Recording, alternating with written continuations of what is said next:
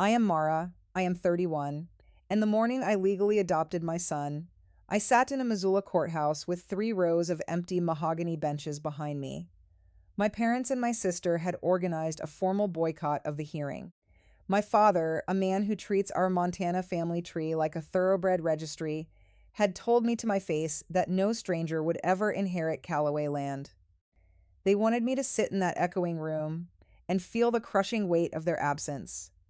They wanted me to panic and hand the boy back to the state. But as the judge struck his gavel, sealing the adoption forever, I just smiled because here is what my family did not know. The sick little boy sitting on my hip was not a stranger at all. I had the medical records and a private DNA test locked in a safe at home. When my parents finally crashed my celebration lunch hours later to save their public image, they looked down into the baby's blue eyes and saw the one secret they had spent a fortune trying to bury. The Missoula County Courthouse smelled like floor wax and radiator heat. It was a Tuesday morning. The oak bench beneath me felt cold through my skirt. I sat in the second row of courtroom 3B, balancing a 14-month-old boy on my hip. Leo gripped a stuffed corduroy bear by one ear, his thumb resting near his lower lip. Behind me stretched 3 rows of seating, not a single winter coat draped over the railing. My phone vibrated in the side pocket of my leather tote. It was my older sister, Vanessa. The text read, "Hope you are happy playing savior. Mom is in tears." I read the text twice. I did not type a reply. I simply pressed the side button, turning the screen black, and slipped the phone back into the bag. A year ago, a message like that would have sent a spike of adrenaline into my throat. Today, my pulse remained steady. The silence in the courtroom felt less like an absence and more like a moat I had finally drawn up around myself. "Mara Calloway," Judge Miller called out. He was a stern man with silver hair and reading glasses perched near the tip of his nose. He flipped open a manila folder on his elevated desk. "We are here for the finalization of adoption for Leo." I stood up. 2 of my coworkers from the pediatric clinic, Sarah and Mark, sat in the front row. They offered quiet, encouraging smiles. They were the entirety of my cheering section. "Miss Calloway," the judge continued, peering over the rim of his glasses toward the gallery behind me. He noted the vacant benches. A brief flicker of pity crossed his eyes. "It appears your support system is intimate today." "It is exactly who needs to be here, Your Honor," I replied. My voice held no tremor. Judge Miller nodded. He read through the standard declarations, the rights, the responsibilities, the permanent legal transfer of guardianship. Every word echoed off the high plaster ceiling. "By the authority vested in me by the state of Montana, I declare this child legally yours." The sound of the wood striking the block was sharp and final. Leo flinched slightly at the noise, burying his face into my neck. I rubbed his back, smelling the faint trace of oatmeal and baby shampoo. My family had staged this boycott as a punishment. My brother Spencer was currently running for state senate on a family values platform, and my parents treated his campaign like a royal coronation. 6 months prior, sitting around our mahogany dining table, I had announced my intention to foster a sick child with the goal of adoption. My father had slammed his fist down, rattling the crystal wine glasses. "Choose the stray or choose the family," he had demanded. I chose the baby. They believed their absence today would cast a shadow over my life. They thought they held all the power. They had no idea that the ink drying on Judge Miller's decree did not just give me a son. It legally locked them out of the most devastating truth they had ever hidden. To understand why those 3 rows of mahogany benches remained vacant during the most important moment of my life, you have to understand the specific gravity the Calloway name holds in this valley. My father, Richard Calloway, owns half the commercial skyline. He operates under the steadfast delusion that he is modern royalty. He traces our lineage back to the early copper pioneers, treating our bloodline like a sacred, exclusive trust. My brother Spencer serves as the golden manifestation of this obsession. He is 34 years old, favor tailored suits paired with expensive leather boots, that have never touched actual mud, and possesses a bright, rehearsed smile engineered for campaign flyers. His political platform rests heavily on traditional family values, preserving local heritage, and protecting the vulnerable youth of our state. The bitter irony of that last talking point is a pill I have been forced to swallow in silence for over a year. Then there is me. I manage operations at a local pediatric clinic. I wear practical flat shoes, drive a sensible 9-year-old sedan, and flatly refuse to participate in the country club theater my mother choreographs. I was already the resident disappointment long before Leo entered the picture. 6 months ago, I attended the mandatory Sunday dinner at my parents' sprawling estate. I waited until the plates were cleared and the serving staff poured the dark roast coffee. I set my silver spoon down on the saucer and announced my intention to foster a child with severe medical needs, noting my plan to adopt him when the state cleared the paperwork. I anticipated the immediate backlash, so I planted a deliberate piece of fiction to protect the process. I told my family the baby was an interstate transfer from the Nevada system. I framed it as a bureaucratic shuffle to alleviate overcrowding in their facilities. By labeling the child an outsider from a distant state, I fed directly into their deep-seated prejudice against anyone not born to local elite circles. It ensured they would dismiss the boy entirely and never look close enough to ask questions about his actual origins. They dropped their guard, blinded by their own practiced snobbery. My mother, Diane, paused with her delicate coffee cup halfway to her painted lips. She muttered a thinly veiled insult about poor genetics and the sheer unpredictability of unknown parentage. Spencer shifted in his high-backed chair, his mind instantly calculating the public relations angle. He asked how it would look for his Senate campaign to have an unwed sister, raising a state dependent. His concern was entirely selfish, focused only on polling numbers and donor perceptions. My father did not offer subtle critiques. Richard Calloway does not negotiate, and he rarely lowers his voice. He raised his heavy fist and brought it down hard against the polished mahogany. The crystal water goblets shuddered.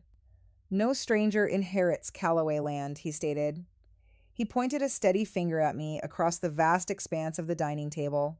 He issued his final ultimatum right then.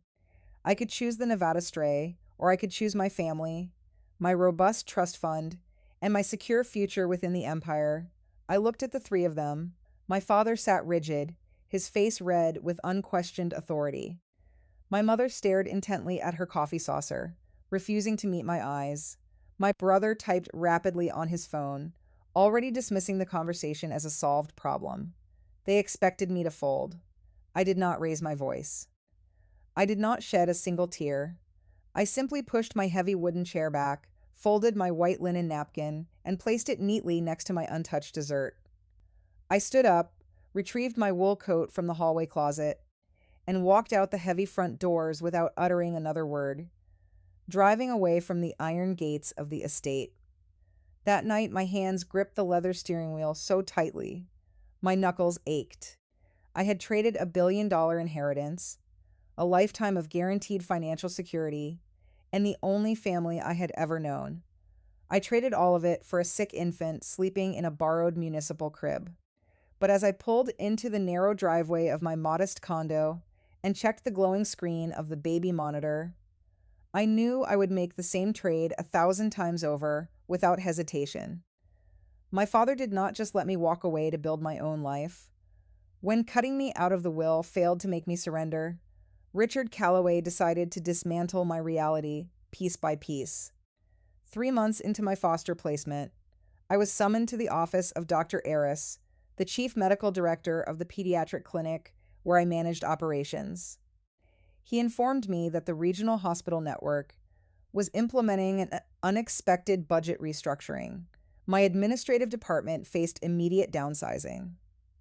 My salary would be reduced by 40%, and my health insurance benefits, the very benefits keeping Leo alive, were slated for a steep tier reduction. I asked for the rationale behind the sudden cuts, considering our clinic had exceeded revenue targets for 3 consecutive quarters. Dr. Eris swallowed hard. He admitted that the directive came directly from the advisory board, the Regional Hospital Network Advisory Board, the same board my father had chaired for the last decade. The strategy was breathtaking in its cruelty. Richard Calloway was using his philanthropic leverage to squeeze my employer. He wanted to starve me out. He calculated that the mounting copays, the cost of specialized formula, and the sheer financial terror of navigating the healthcare system alone would break my resolve. The message was clear: lose the job, lose the kid, return to the fold, or drown. I sat in Dr. Eris's office and felt a cold, hard clarity replace the panic. I did not resign. I did not call my father. I accepted the pay cut. To compensate, I picked up weekend shifts doing remote medical billing for a telehealth company.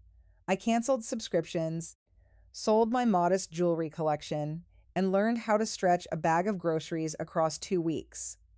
My father's attempt to bankrupt me achieved the exact opposite of his intention. It severed any lingering guilt I held over leaving the family. It forged an unbreakable bond between me and the boy sleeping in the crib. Leo was not just a ward of the state. He was chronically ill. His lungs were a battlefield. During his first winter with me, a simple cold would cascade into severe respiratory distress within hours. My life shrank to the dimensions of his nursery and the sterile corridors of the local hospital. Sleep became a luxury I traded for vigilance. I learned to interpret the subtle shifts in his breathing, distinguishing a normal cough from the sharp, rattling wheeze that signaled an incoming attack. There is a specific kind of isolation that settles into your bones at 3 in the morning inside an emergency room. I spent a dozen nights sitting under the harsh, buzzing fluorescent lights of Missoula General. On one particularly brutal night in February, the snow drifting heavily against the hospital windows, I watched Leo fight for every breath. His skin carried a pale, translucent quality under the clinical lighting. As the treatment finally began to open his airways, his eyelids fluttered open. He stared up at me. His eyes were striking. They possessed an icy, piercing shade of blue, distinct from the standard pale eyes of most infants. It was a genetic signature, sharp and unmistakable. As I watched his chest hitch and shudder, a strange dissonance tugged at the edge of my memory. The cadence of his wheezing, the specific way his ribs pulled inward beneath his collarbone, felt eerily familiar. My brother Spencer had suffered from identical, terrifying asthma attacks during our childhood, and I remembered the color of my brother's eyes when he looked at me through the crack in the door. That same striking icy blue. At the time, sitting in the emergency room, I dismissed the parallel as a trick of my exhausted mind. I chalked it up to the coincidence of shared human ailments and local demographics. I was too tired to entertain the impossible. By the end of Leo's first year, the standard asthma protocols were failing to provide sustained relief. His pulmonologist grew concerned about underlying autoimmune complications. To chart a safer treatment path, the medical team required a comprehensive genetic history. Because I was on the precipice of finalizing the adoption, the state granted me permission to request the sealed intake files from Child Protective Services.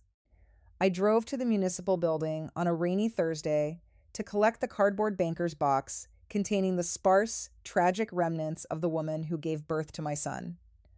I expected to find old clinic receipts, maybe a scribbled family tree, or a standard state health questionnaire. I had no idea that opening that dusty cardboard lid would hand me the exact weapon I needed to tear my father's empire to the ground. It was a Saturday morning. Rain lashed against the glass of my patio doors.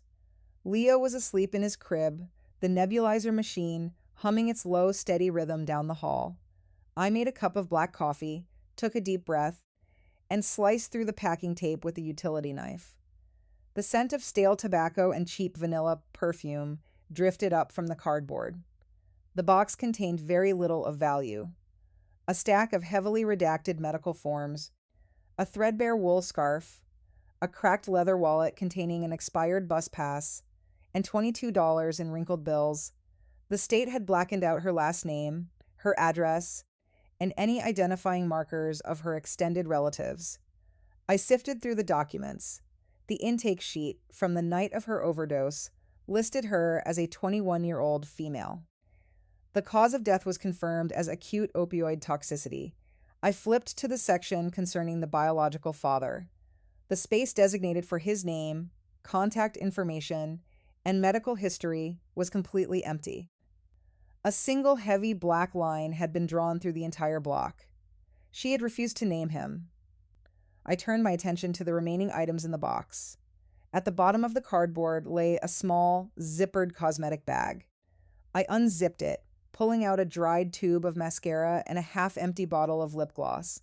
My fingers brushed against something cold and solid, wedged tightly into the inner lining. I pulled it out. It was a money clip. Solid sterling silver, heavy and cool against my palm. It carried a distinct brushed finish. It was not a generic store-bought item. It was a custom piece. My breath hitched, stalling in my throat. I carried the clip over to the window, letting the gray morning light fall across the metal surface. Engraved deeply into the lower right corner were three initials, SRC, Spencer Richard Calloway. A sharp electric shock traveled down my spine. The clip was unmistakable. It was a graduation gift from my father to Spencer. My brother carried it everywhere. He considered it a talisman of his success. I vividly remembered the frantic Sunday dinner, a little over a year ago, when Spencer realized it was missing. He had torn through his coat pockets, cursed at the serving staff, and blamed the dry cleaner. He claimed he must have dropped it during a campaign strategy meeting. He did not drop it at a strategy meeting. He left it in the cosmetic bag of a 21-year-old girl who later died alone in a cheap motel room. My hands began to shake. A memory, sharp and uninvited, clawed its way to the surface of my mind. 10 years ago, during Spencer's sophomore year of college, a quiet scandal had erupted inside our estate. A local girl from the poorer side of the county had shown up at our iron gates, pregnant and crying. My father had intercepted her before she reached the front door. He ushered her into his private study. The door remained locked for 3 hours.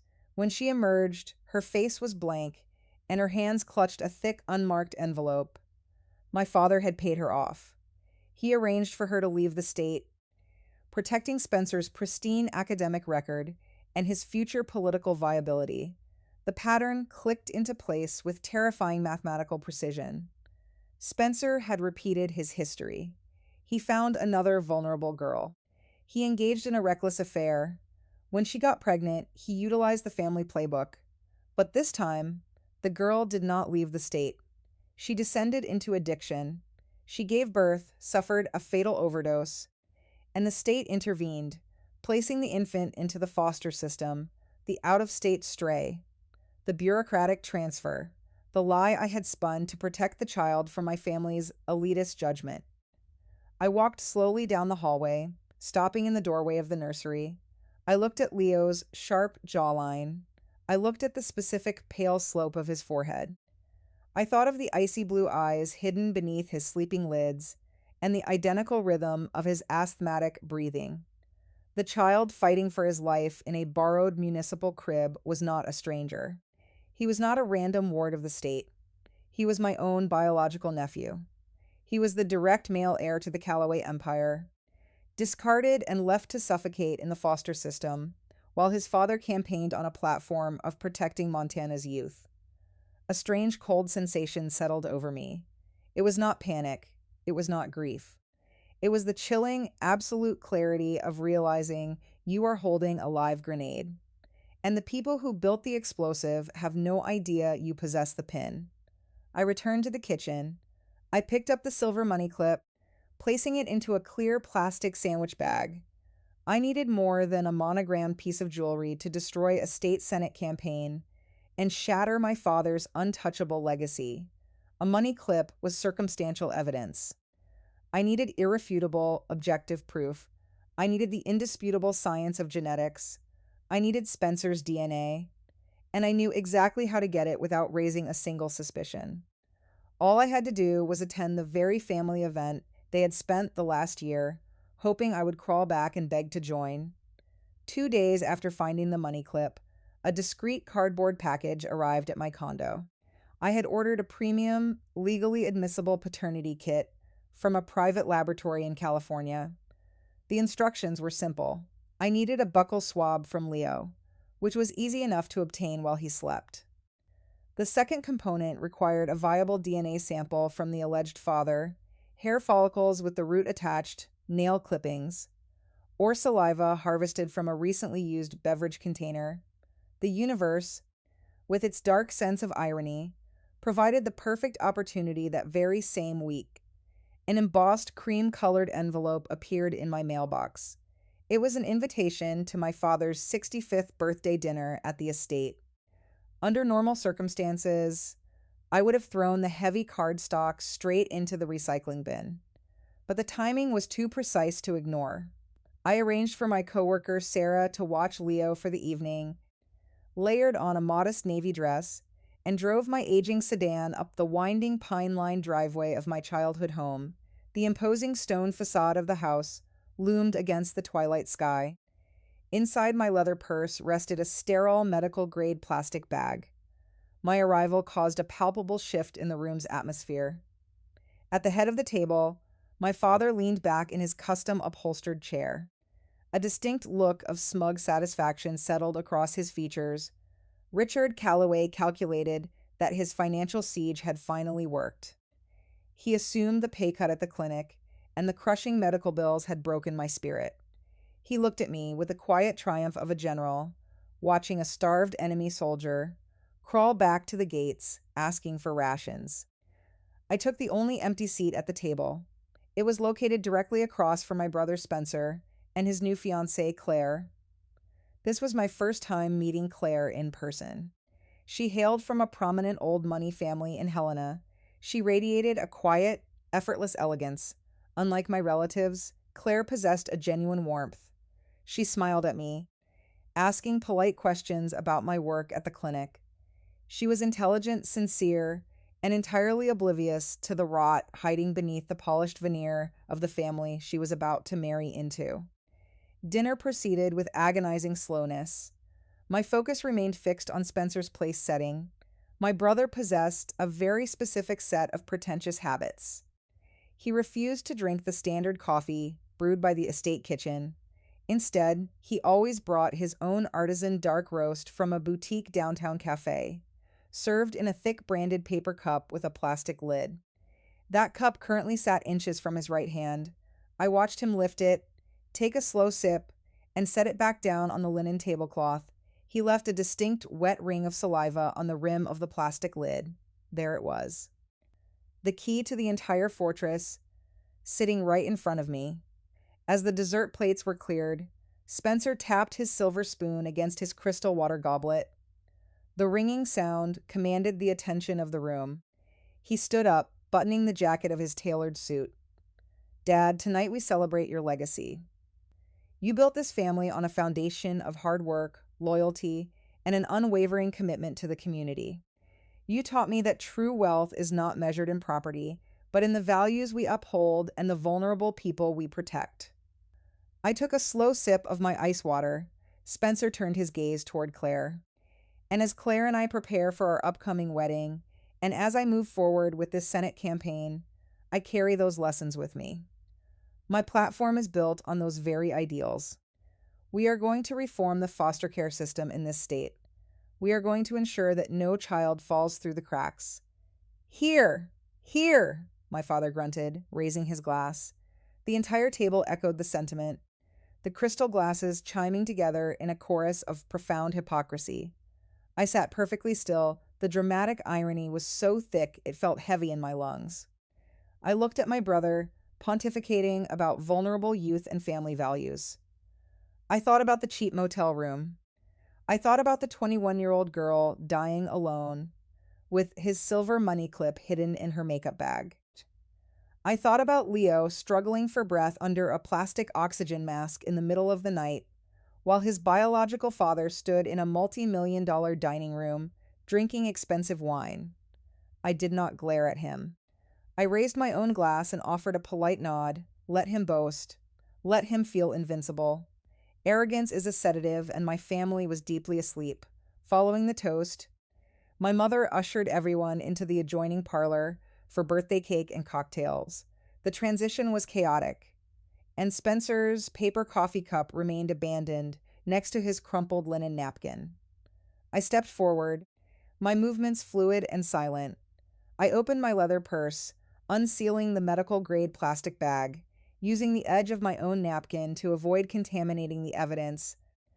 I grasped the base of the paper cup and dropped it straight into the sterile bag. I pressed the plastic's seal closed, trapping his saliva and his genetic code inside. I dropped the napkin, smoothed the front of my navy dress, and walked calmly into the parlor to join the celebration. I stayed for another 40 minutes, offering polite smiles and enduring my father's patronizing advice about responsible budgeting. When I finally claimed fatigue and requested my coat, nobody tried to stop me from leaving. They bid me farewell with the dismissive courtesy reserved for the hired help. I walked out to my aging sedan, the gravel crunching under my shoes. I reached into my purse, running my fingertips over the smooth plastic bag containing the discarded coffee cup. I had the DNA, but as I drove down the dark, winding road away from the estate, a new unsettling question began to surface. Proving paternity was enough to cause a scandal, but it was not enough to guarantee my father would not fight me for custody. To build an impenetrable fortress around my son, I needed to know the exact circumstances of that fatal night. I needed to know who owned the ground she died on. The next morning, while Leo took his nap, I logged into the county property tax database. The listed owner of the Whispering Pines Motel was not an individual. It was an entity registered as Blue Ridge Holdings Limited Liability Company. I recognized the naming convention immediately. My father utilized a labyrinth of shell corporations to manage the less glamorous, high-yield properties in his real estate portfolio. I'd navigated to the Montana Secretary of State Business Registry. I searched for Blue Ridge Holdings. The registered agent on file was a man named Arthur Vance. Arthur Vance was my father's senior legal counsel. A cold sensation washed over me. The biological mother of my son did not overdose in a random forgotten alley. She died on property effectively owned and managed by Richard Calloway. If my father owned the property, he controlled the security, the management, and the flow of information. It meant the family was not blind to her existence. They had contained her. I needed a timeline. I needed to know if Spencer had made direct contact with her before she died. I pulled up the clinic's internal scheduling and security logs. I set the security software parameters to filter footage from the exterior cameras during the second week of November. On the afternoon of November 10th, 4 days prior to her death, the camera feed covering the secondary parking lot captured a familiar vehicle. It was a sleek black luxury SUV with custom-tinted windows. The license plate was partially obscured by mud, but the distinct aftermarket rims were unmistakable. It was Spencer's vehicle. I watched the grainy black and white footage play out on my monitor. The SUV idled near the edge of the asphalt for 20 minutes. Finally, a young woman emerged from the side door of the clinic. She walked with a slow, unsteady gait, wearing an oversized coat that failed to hide the obvious signs of advanced pregnancy. She approached the passenger side of the SUV. The tinted window rolled down. The camera angle did not capture Spencer's face, but it captured his arm reaching out. He handed her a thick white envelope. She took it, nodding briefly before turning away and walking toward the nearby bus stop. The SUV immediately reversed out of the parking lot and sped away. I paused the video feed. The narrative my family might try to spin was now completely dead. The footage proved Spencer met with her in the final days of her pregnancy. He saw her physical state. He handed her an envelope likely filled with cash, utilizing the exact same payoff tactic my father had employed 10 years ago. He knew she was pregnant. He knew she was vulnerable. He paid her to remain quiet, and he drove away, leaving her to return to a derelict motel owned by his own family. 4 days later, she was dead and his son entered the foster system. He abandoned them both to protect his political future. 3 days later, I was standing in my kitchen when the mail carrier dropped a stack of envelopes through the front door slot. Near the bottom of the stack rested a stiff white priority envelope bearing the return address of the private California laboratory. I tore the thick paper open with my bare hands. Inside was a single sheet of heavy watermarked paper. I skipped past the methodology and the allele charts, dragging my index finger down the page until I reached the final bolded conclusion at the bottom. Probability of paternity, 99.9%. The numbers seemed to vibrate on the page. The science was absolute.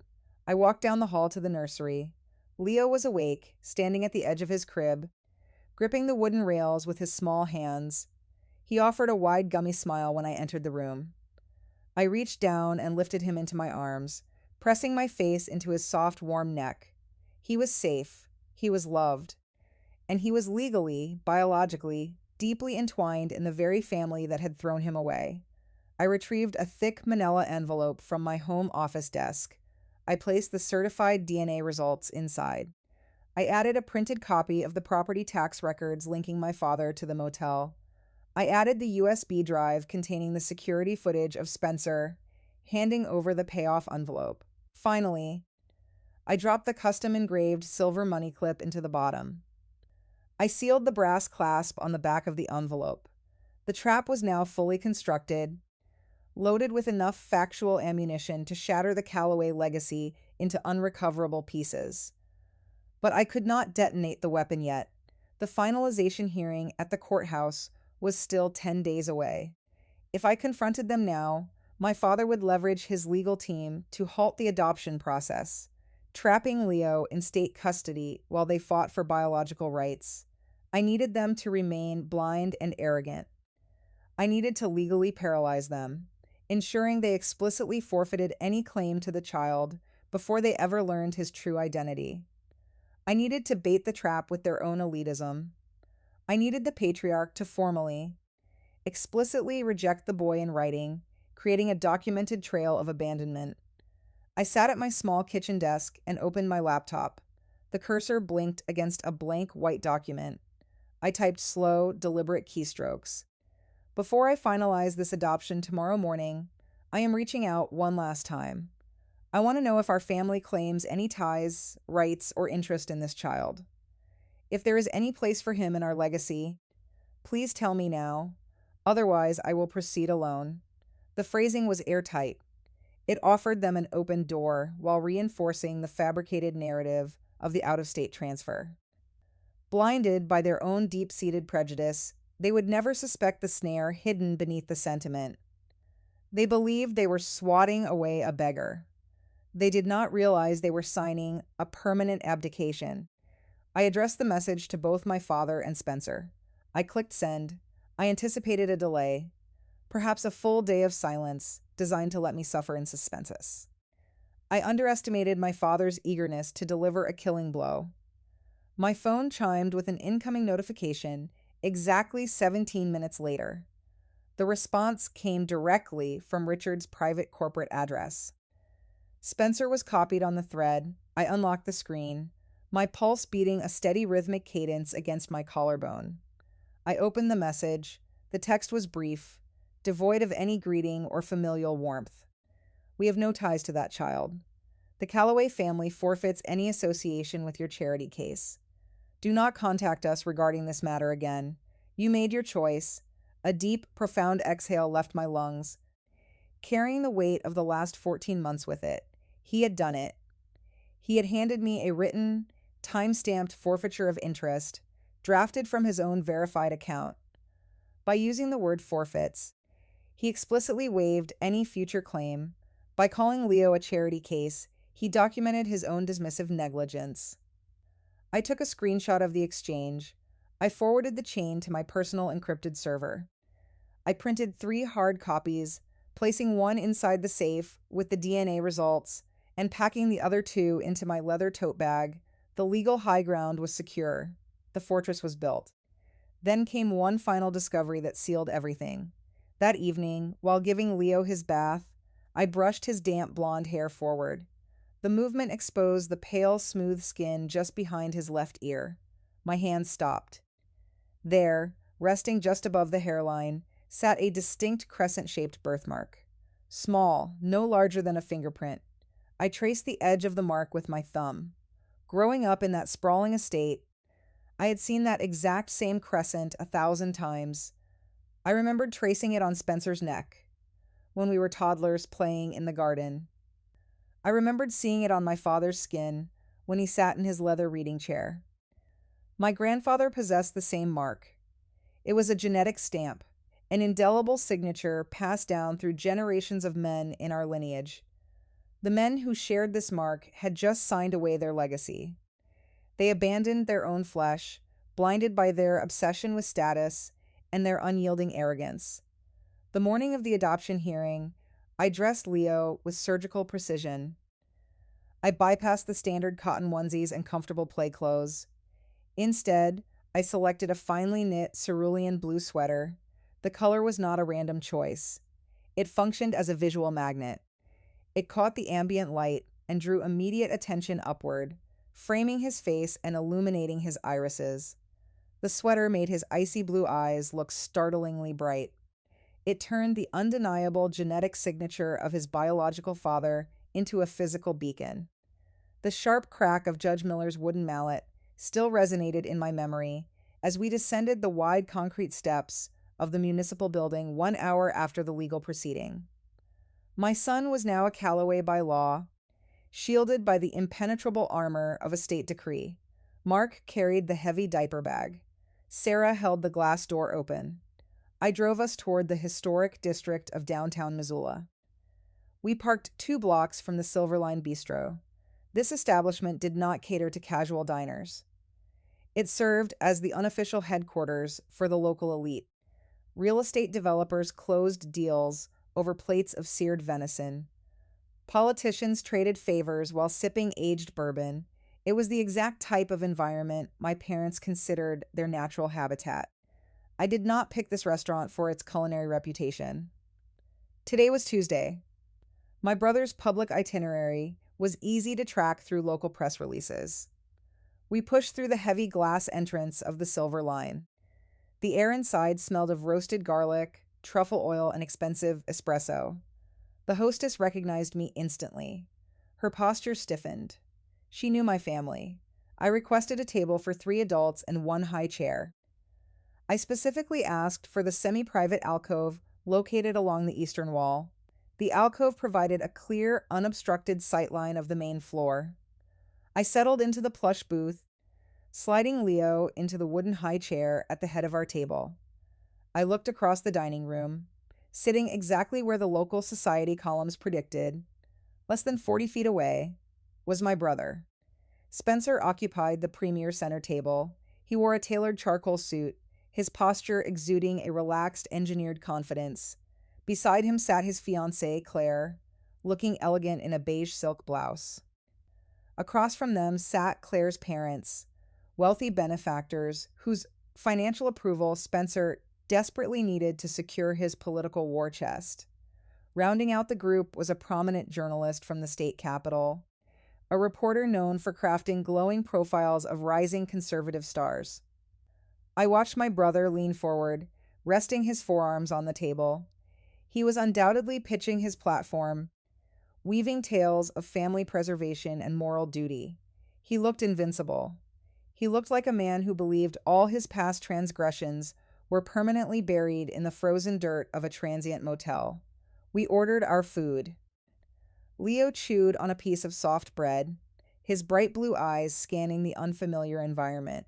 The blue sweater worked perfectly, making him look like a miniature, undeniable portrait of the man sitting 40 feet away.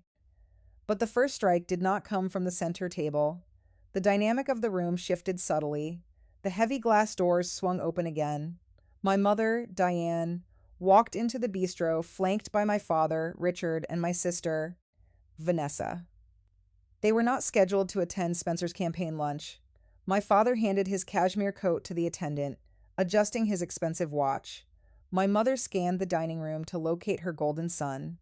Instead, her eyes swept past the center table and locked directly onto my alcove. The temperature in my immediate vicinity seemed to drop 10 degrees. They were marching straight toward my table, unaware that the cage doors had already locked behind them. The approach was deliberate and aggressive. They did not march over because they regretted their absence at the courthouse. Richard Calloway operated on a simple principle. If a family member existed in a public space, they existed as a reflection of his brand. But as they closed the distance, my mother noticed the occupants of the center table. She saw Spencer. More importantly, she saw the capital city journalist sitting across from him. The reporter had a digital voice recorder resting near his water glass and a notebook open on the table. I watched Diane's expression shift in a fraction of a second. The cold, aristocratic disdain dissolved into an expression of profound, fabricated warmth. The hostile confrontation was instantly canceled, replaced by a live performance designed for the press. They breached the low partition of our alcove uninvited. "Mara, darling," my mother cooed, her voice pitched to carry across the dining room, ensuring the journalist caught the frequency of her manufactured affection. She leaned down, pressing her powdered cheek against my own. I did not lean into the embrace. I remained perfectly rigid. "We thought you would be resting after your busy morning." My father stood tall beside her, his hands clasped firmly behind his back. He offered a tight, patronizing nod. "It has been a productive morning," I replied, my voice level and calm. "The legal proceedings concluded without a single complication. I am celebrating with my team." Diane placed a manicured hand over her heart, adopting the expression of a long-suffering martyr. "Oh, sweetheart, you know we worry about you. We worry about the massive burden you have placed upon your own shoulders. But we want you to know that despite your choices, we will always keep a place for you. We are family." To complete the performance, Diane reached into her expensive leather handbag. She pulled out a small cellophane-wrapped package and set it down on the white tablecloth next to my sparkling water. "We brought a little something, a peace offering." I looked down at the table. The item inside the cellophane wrapper was a cheap plastic rattle. It possessed garish primary colors and thin molded handles. It looked like an afterthought, something grabbed from a pharmacy checkout aisle on the drive over. It was an insulting gesture, a physical manifestation of her disdain disguised as a gift. I picked up the plastic package. I turned it over in my hands, examining the back of the cardboard backing. I found the small printed warning label near the barcode. I tapped my index finger against the bold black text. "I appreciate the gesture, Mother," I said, maintaining a conversational, pleasant tone. "But I cannot accept this." Diane stiffened. "And why is that, Mara?" I slid the package back across the white linen, stopping it exactly in front of her manicured fingers. "Because the manufacturer clearly notes this item presents a severe choking hazard. It is explicitly labeled as not safe for children under 3 years of age. Leo is 14 months old. Giving this to him would be dangerous." The silence in the alcove was sudden and absolute. In 3 sentences, I stripped away the facade. I proved to everyone within earshot that Diane Calloway possessed no genuine care for the child. She did not know his age. She did not consider his safety. She cared only about the optics of handing over a wrapped package in front of a journalist. A dark flush of humiliation crept up my mother's neck. Her hand snatched the plastic toy off the table, dropping it back into her handbag with a swift, angry motion. She opened her mouth to issue a sharp reprimand, but the words died in her throat, because in that exact moment, Diane finally allowed her gaze to drop.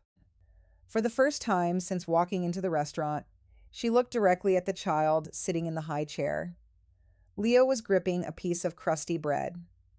He turned his head toward the sudden movement of her handbag.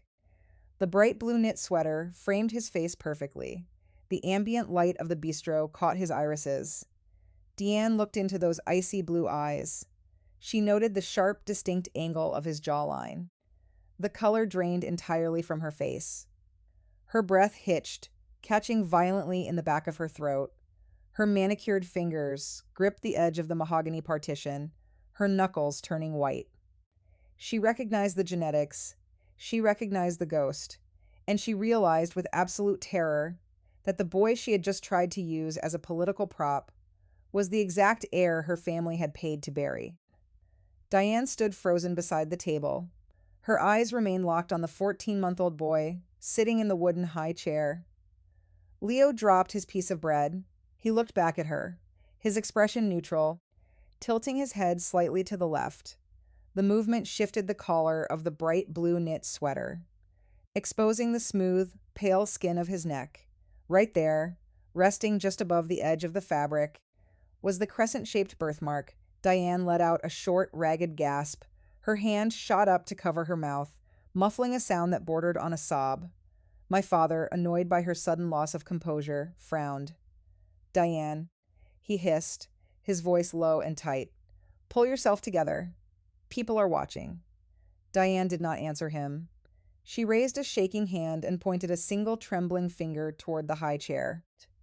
Richard Calloway followed her gaze.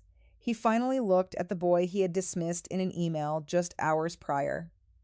He looked at the charity case he had used to justify cutting my salary and decimating my health insurance. I watched the imperious, unyielding patriarch of the Calloway Empire dismantle in real time. The ruddy, confident flush of his cheeks turned the color of wet ash. His jaw slackened. The hard lines around his mouth collapsed. He recognized the icy blue eyes. He saw the exact genetic slope of the forehead, and he saw the undeniable, indelible signature of his own bloodline stamped onto the boy's neck. A profound, suffocating silence descended upon our side of the partition. The only sound in our immediate vicinity was the ragged, uneven breathing of my parents. Vanessa, still tapping away on her smartphone, finally noticed the strange freeze frame holding her parents captive. She looked up, annoyed. "What is going on? Why is everyone staring at the kid?" Neither Richard nor Diane offered an explanation. They could not speak. I sat back against the plush upholstery of the booth. I picked up my crystal glass, the condensation cool against my fingertips. I brought the rim to my lips and took a slow, deliberate sip of my sparkling water. I offered no assistance. I provided no gentle transition. I simply sat there, allowing the crushing weight of their own hypocrisy to suffocate them. They had built their entire worldview around the superiority of their genetics. They had weaponized their wealth to punish me for diluting their legacy. I wanted them to feel the full agonizing burn of realizing they had actively boycotted the legal adoption of the exact prize they coveted most. My father gripped the edge of the table, his knuckles strained against his skin. He leaned across the white tablecloth, closing the distance between us. His voice dropped to a harsh, venomous whisper. "Where did you get him?" Richard demanded. "I got him from the state of Montana, Dad. He was placed in my care 14 months ago." Diane shook her head, tears of panic brimming in her eyes. "No, that is impossible. You told us he was an interstate transfer. You said he came from Nevada." I offered a small, calm smile, the kind of smile a teacher gives a student who finally understands a complex equation. "I said he was a bureaucratic transfer. You assumed he was from Nevada because it fit your narrative. You never bothered to ask for the details. You never bothered to look at his face." My father's breathing turned shallow. The implications of the timeline struck him. He realized I had possessed this knowledge for months. He realized my stoic endurance through the budget cuts, the emergency room visits, and the isolation was not the stubborn resilience of a martyr. It was the quiet, calculated patience of an executioner holding the axe. "You knew," Richard hissed, his voice vibrating with a sudden, intense fury. "You knew whose child this was, and you kept it from us." "I did not engineer anything, Richard. Your son engineered this situation when he abandoned a pregnant girl in a derelict motel. I simply cleaned up the mess he left behind. And as for keeping it from you, I sent you an email last night offering you a final opportunity to claim a place in his life. I watched the memory of that email hit him. I saw him recall the exact phrasing of his blistering reply. He remembered typing the words that permanently forfeited his interest in the child. He realized I had not sent a desperate plea. I had sent a legal snare, and he had stepped directly into it. Before Richard could formulate a counterattack, the dynamic shifted again. Across the dining room, Spencer excused himself from the center table. He assumed his parents were trapped in an awkward social encounter with his estranged sister. He believed he needed to intervene to play the benevolent peacemaker. Spencer began walking toward our alcove, straightening his tie. He was marching blindly into the kill zone, completely unaware that his parents were currently standing in the wreckage of his darkest secret. Spencer reached the low mahogany partition. He did not notice the pale, terrified expression on his mother's face. He did not register the white-knuckled grip his father maintained on the edge of the table. Well, look who decided to join civil society today, Spencer said, his voice carrying the exact modulation he used during campaign speeches. He stepped around his mother, leaning forward slightly to peer over the partition and into the high chair. I see you finalize the paperwork for your little project. Let us see the newest addition to the state registry. I did not move. I did not attempt to shield Leo from his view. I sat perfectly still. I watched my brother look down at the boy he had paid to erase. The reaction was instantaneous. Spencer's $1,000,000 smile did not fade gradually. It snapped. The muscles in his face seemed to short circuit. The practiced warmth vanished, replaced by a slack, horrified realization. His eyes widened, locking onto the icy blue irises staring back at him. He saw this distinct angle of the jaw. He saw the crescent birthmark resting just above the collar of the bright blue sweater. For Spencer, the mathematical calculation did not require a DNA test. The visual confirmation triggered an immediate, devastating timeline in his mind. He recognized the age of the child. He knew exactly what he was doing 14 months ago. He remembered the heavy white envelope stuffed with cash. He remembered the tinted windows of his SUV, the rain-slicked asphalt of the clinic parking lot, and the pregnant girl walking away toward the bus stop. Spencer recoiled. The movement was sharp and violent. He stumbled backward, his heel catching against the base of the partition. He threw his hand out, grabbing the edge of the adjacent booth to steady himself. His breath left his lungs in a harsh, audible hiss. "What is this?" Spencer choked out. He expected to find confusion or apology on my face. Instead, he found the cold, unyielding gaze of a woman who had spent the last year holding his oxygen mask. I offered a small, terrifyingly polite nod. "This is Leo," I said, saying his name clearly. Ensuring the syllables carried to the people standing behind him, Claire stepped forward, reaching out to steady Spencer's arm. She felt the violent tremor running through his body. "Are you all right? Spencer, what is wrong?" Spencer could not answer her. He could not form a coherent sentence. He stared at the child like he was looking at a ghost materializing in the middle of a crowded dining room. Claire frowned. She was an intelligent woman. She noticed the sweat breaking out on Spencer's forehead. She looked at Diane, who was quietly weeping into a linen napkin, refusing to look at the baby. She looked at Richard, who stood rigid, his face an ashen mask of defeated fury. Then Claire followed their collective gaze. She looked down at the child sitting in the high chair. She saw the icy blue eyes. She saw the familiar sharp slope of the forehead. She noted the specific shade of blonde hair. The puzzle pieces snapped together in her mind. The resemblance was too severe to ignore. It was not a distant familial similarity. It was a direct, undeniable copy. "Is this?" Claire started, her voice dropping to a low, guarded tone. "Spencer, whose child is this?" Spencer opened his mouth, but no sound emerged. My father attempted to salvage the wreck. He stepped between Spencer and Claire, projecting the false authority of a corporate leader managing a crisis. "Claire, it is nothing," Richard said. "It is a misunderstanding. We need to leave now." But Claire did not move. She planted her feet firmly on the carpet. She refused to be ushered away like a naive subordinate. She looked at me. She recognized that I was the only person in the immediate vicinity who was not currently drowning in panic.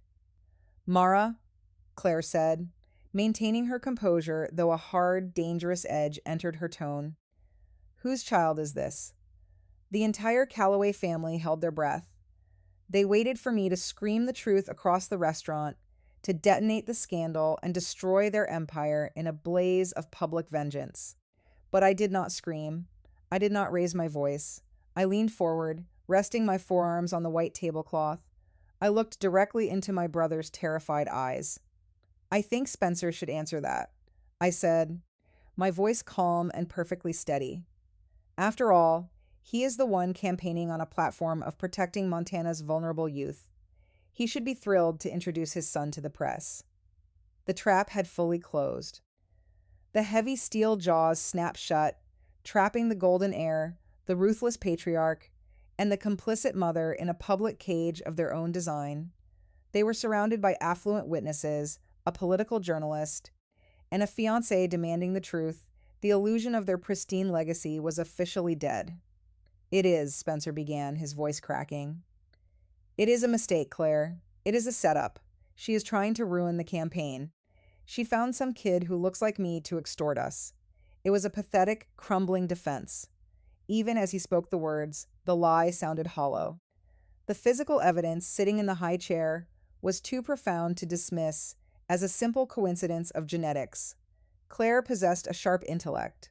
She did not argue. She did not raise her voice or demand further explanation. She simply took a slow, deliberate step backward, distancing herself from the man she had planned to marry. The movement spoke volumes. It was the physical manifestation of her trust evaporating. My father, observing the rapid dissolution of Spencer's engagement and the impending collapse of his political future, shifted tactics. Richard did not view the child sitting before him as a human being. He viewed him as a reclaimed asset. The boy possessed the Calloway name, the Calloway genetics, and the required male biology to inherit the empire. Richard leaned heavily over the white tablecloth, pressing his knuckles into the linen. He brought his face close to mine, ensuring his voice remained a venomous, localized whisper. "You think this is a game?" Richard growled. "You think you can engineer this little stunt and walk away? He is a Calloway. He belongs at the estate. We will take over custody immediately." My mother added, trembling, "We will hire a proper nanny. We will get him the best specialists. You cannot possibly provide the environment he requires, Mara." They were already restructuring their world to accommodate the new heir. They expected me to fold. I reached back into my leather tote bag. I withdrew a single folded sheet of standard legal paper. I unfolded the document and placed it precisely over the DNA results. "I am afraid you will find the family court system remarkably uncooperative, Richard," I stated, my tone devoid of anger. Richard looked down at the new piece of paper. He saw the official letterhead of the Missoula County Courthouse. He saw the date stamped clearly in black ink near the top margin, today's date. He saw the specific legal terminology detailing the permanent transfer of guardianship. And at the bottom of the page, he saw the bold, unmistakable signature of Judge Miller, sealed with the embossed stamp of the state. It was the final adoption decree, signed, filed, and legally binding as of 9 that morning. "You are threatening to sue for custody of a child who is already legally mine," I explained, watching the furious crimson drain from his face once again. "The time for injunctions and emergency motions expired 3 hours ago, while you were busy boycotting the ceremony." My father stared at the signature. The legal reality began to crush the momentum of his rage. He grasped at the only remaining thread. "This is fraudulent. Spencer was never notified. You cannot finalize an adoption without terminating the rights of the biological father." I shifted my gaze toward my brother. "You are correct, Dad. A biological father must have his rights terminated. But the court does not require active consent when the father legally abandons the child. According to Montana law, if a biological parent fails to step forward and establish a relationship or provide financial support within 6 months of the child entering the system, they are deemed to have abandoned their parental rights. Leo has been in the system for 14 months, Spencer. You knew the girl. You handed her a thick envelope of cash 4 days before she died in a motel your family owns. You knew she was pregnant and you chose to walk away. The court considers your absence a legal surrender. Spencer closed his eyes, his head dropping forward. He possessed a law degree. He understood the absolute validity of the statute. His attempt to buy silence had ultimately stripped him of his claim.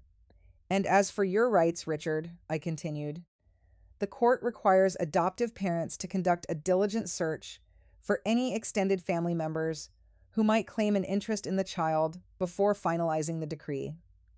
I fulfilled that requirement last night. I tapped my fingernail against the printed email resting beneath the decree. I sent you a formal inquiry asking if the Calloway family claimed any ties, rights, or interest in this child. You responded from your verified corporate account. You explicitly wrote that you forfeit any association with my charity case. You signed away your standing to contest this adoption before you even knew his name. The legal checkmate was absolute. I had built a fortress around my son, using their own arrogance as the mortar.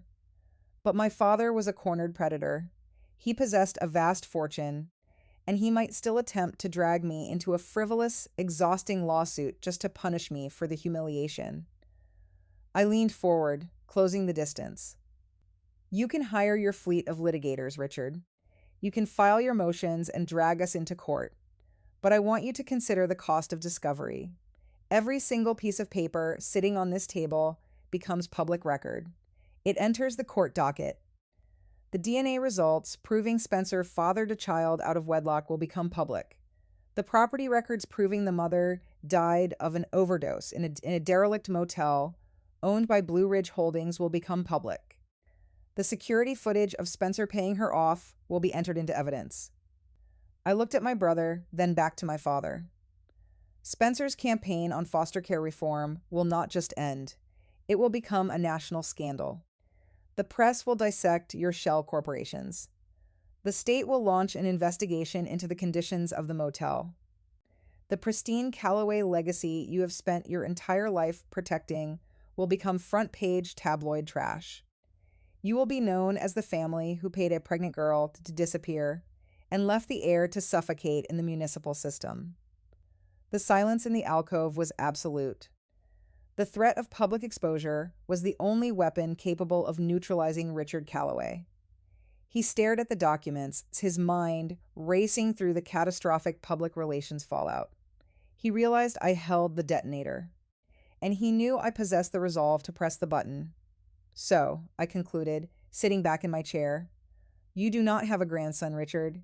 You have a nephew, and legally, permanently, he is my son. You will not file a single motion. You will not contact my clinic. You will return to your estate and you will leave us alone. The heavy silence holding our alcove captive possessed a different texture now. It was no longer the tense, suffocating quiet of a pending ambush. It was the heavy, stagnant stillness of a defeated empire. My father stared at the stack of documents. He did not reach for them again. The ferocious energy that usually propelled his corporate conquest had evaporated, leaving behind a hollow, aging man who had just realized his vast wealth held zero currency in this room. He knew I would pull the trigger. He recognized the cold, unyielding resolve in my voice. Meanwhile, Claire stood beside Spencer, holding the thick manila envelope I had placed on the table. She had watched the entire exchange with cold, calculating intelligence. She looked at the DNA results. She looked at the property tax records linking the Calloway family to the derelict motel where a young mother died. She looked at the printed email where Richard explicitly documented his dismissal of the child as a charity case. She looked at Spencer. The golden heir stood near the partition. His tailored suit suddenly looking hollow and ill-fitting, he awaited her judgment, offering a weak, pleading look that begged for mercy. Claire offered none. She reached for her left hand. Her fingers gripped the multi-carat diamond engagement ring resting on her ring finger. She pulled it over her knuckle in one smooth, fluid motion. She held the ring suspended above Spencer's crystal water glass. I am returning your investment, Claire stated. Her voice was barely above a whisper, yet the quiet precision of her words cut through the alcove like a surgical blade. She opened her fingers. The heavy platinum band and the flawless diamond dropped into the water. It made a sharp, distinct splash, sinking past the floating ice cubes to settle at the bottom of the crystal glass. Claire did not wait for a response. She placed the stack of documents back onto the center of the white tablecloth. She turned her back on the Calloway family, adjusted her sleek clutch purse under her arm, and walked away. She navigated the maze of dining tables with perfect posture. She walked past the center table, ignoring the confused expression of the capital city journalist. She pushed through the heavy glass doors of the bistro and stepped out into the damp Montana afternoon, exiting Spencer's life forever. I remained in my seat, watching my brother stare at the submerged diamond. Spencer was left standing in the middle of the restaurant, stripped of his wealthy backer, his pristine public image, and his political future. The campaign he built on family values had just imploded into a puddle of ice water. I reached down and picked up my crystal water glass. I took another slow sip, letting the cool liquid soothe my throat. I broke eye contact. I turned my attention away from the three people who had spent my entire life measuring my worth against a ledger. I reached toward the wooden high chair. I unbuckled the safety harness. I lifted Leo into my arms. He rested his head against my shoulder, his small fingers twisting a strand of my hair. He remained entirely oblivious to the monumental shift in power that had just occurred above his head. Sarah and Mark stood up simultaneously. Mark grabbed the heavy leather diaper bag. Sarah collected her purse and my wool coat. I adjusted Leo on my hip. I opened my wallet. I retrieved 2 crisp $100 bills. I dropped the currency directly onto the center of the table, placing the cash right next to the signed adoption decree. I am covering our tab, I stated, my voice echoing clearly over the ambient noise of the bistro. I refuse to owe this family a single cent. My sister Vanessa kept her eyes glued to her phone screen, pretending the catastrophic dismantling of her family structure was not happening. My father refused to look up from the table, but my mother looked at me. Dion Calloway stared at the daughter she had deemed a disappointment, holding the grandson she had deemed a stray. Her aristocratic armor had dissolved. Her face looked drawn, fragile, and marked by a profound, irreversible regret. I met her gaze. I did not offer a smile of triumph. I offered the cool, factual delivery of a completed contract. You told me no stranger inherits Calloway land, I said, allowing the words to hang in the air between us. You were right, Mom. He will not inherit your land. He will inherit my peace instead. I turned my back on the alcove. I walked away from the table, carrying my son through the maze of white linens and crystal centerpieces.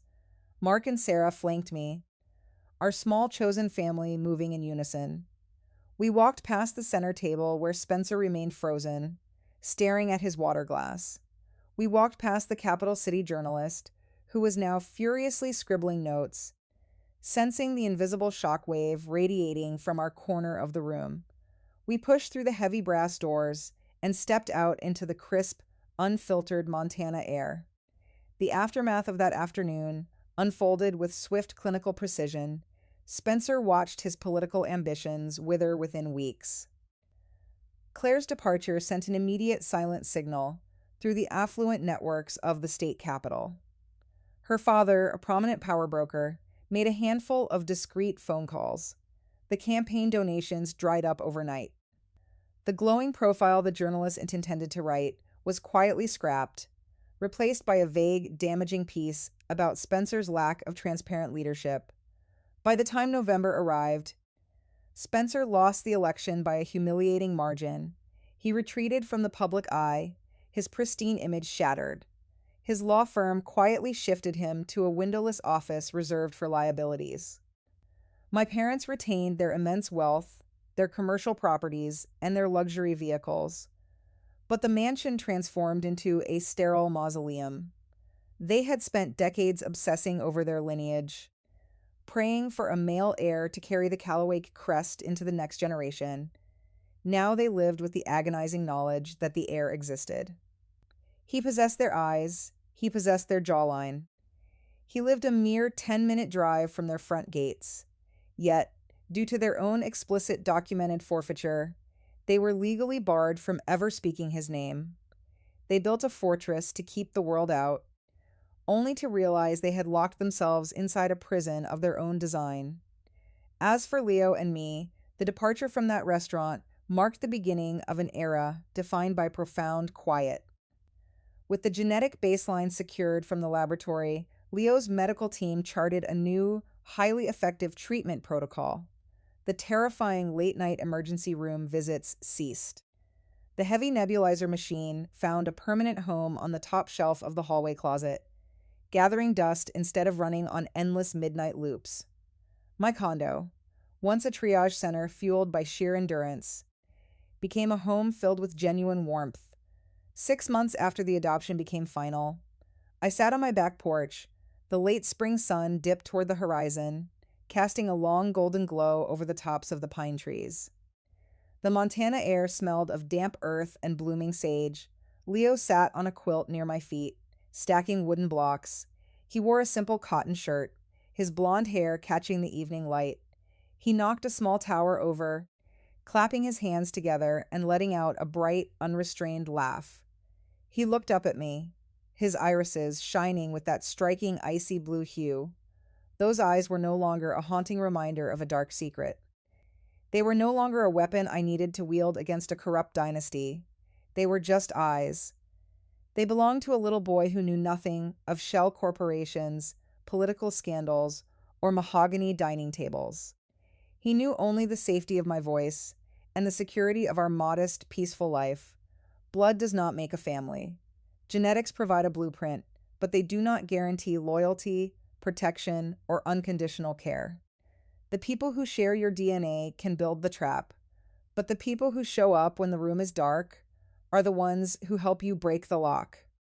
And sometimes the best way to protect your peace is to simply step aside and let the people who underestimated you choke on the bitter reality of their own truth.